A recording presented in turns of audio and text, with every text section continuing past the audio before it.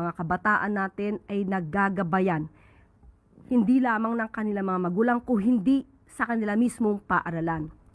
Minsan na po natin nakita mismo ang ibang mga guro ay lumalabag sa ganitong klase ng moralidad.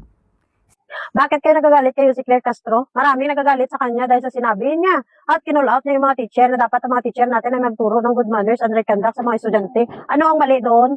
Mali doon kahit anong gawin, mali talaga yan sa pandinig ng mga DDS. Ang Muslim na nagreklamo at nagbabash kay Yusek, yung mga DDS, bakit DDS sila hindi na sila sanay sa good manners and right conduct?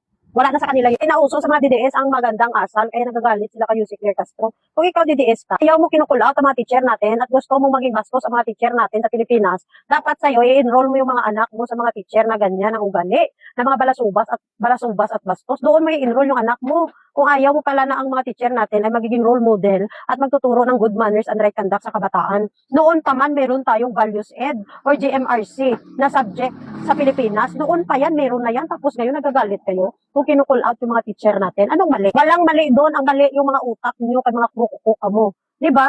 Tandaan nyo nung isang araw lang nag-viral ang isang teacher sa Samar na kung saan nagturo siya sa estudyante na i-describe ang presidente at sinulat ng estudyante niya na bangag ang presidente. At bilang isang DDE, syempre pumapalakpak ka at masayang-masaya ka sa ugali ng bata. So kung ganun palang gusto mo na ugali ng anak mo, dapat doon mo ini-enroll yung anak mo. Dapat hindi mo turuan ng good manners and right conduct yung anak mo. Kasi ayaw mo palang tuturuan sila ng magandang asal ng mga teacher. Dapat kung DDS ka, pag naging bastos ang bunganga ng anak mo, dapat palakpakan mo. Dapat i-congratulate mo siya, bigyan mo siya ng reward kung magiging bastos ang kanyang bunganga.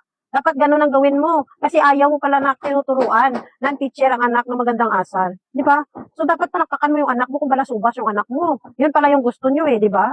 Pero bilang isang ordinaryong Pilipino, bilang isang Pilipino na nagpapasahod sa ating mga guro, dapat lang naman siguro, no, naturuan ng magandang asal yung mga estudyante kasi ang mga teacher natin ay may malaking responsibilidad din sa mga estudyante at parte ng kanilang profesyon na magturo sa mga estudyante at kasama na dyan ang magandang asal.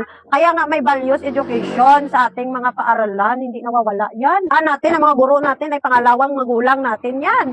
At ang paaralan natin ang nagiging pangalawang tahanan natin. So malaki po ang parte ng paaralan at ng guro sa buhay ng bawat kabataan. Kaya huwag kayong magalit kung kinukull out ang mga teacher natin na dapat magturo sila ng good manners and right conduct. Huwag kayong magalit, di ba? Walang rason para ikagalit yung mga UD punta yan. Walang rason. Sa lahat po ng mga teacher, no, wag po kayong magkakain sa sistema. No? Wag po tayong magpalamon sa sistema na nangyayari sa ating bansa. Alam mo, bilang isang teacher, alam mo na non-partisan ka dapat. Diba? Dapat isipin nyo yung profesyon nyo. Ikaw ay isang government employee. Huwag po kayong magpadaig sa mga emosyon nyo, sa pagiging panatikon nyo. Kaya kakalimutan nyo na kayo ay government employee. At dapat non-partisan.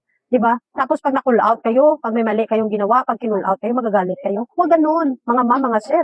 Huwag kayong magagalit kung i-call out kayo. Hindi naman kayo nila lahat Kasi kinull out lang, kasi halos marami ng mga teacher ngayon nakalimutan na rin nila ang good manners and right conduct. Simula nung naging panatiko sila ng mga Duterte. Kaya dapat lang na i-call out kasi parang nilamon na ng sistema yung utak ng inyong mga kasamahang teacher. So wala kayo dapat ikagalit kayo si Claire Castro. Magagalit lang kayo kung isa din kayo sa mga nagtuturo ng masamang ugali sa mga estudyante nyo.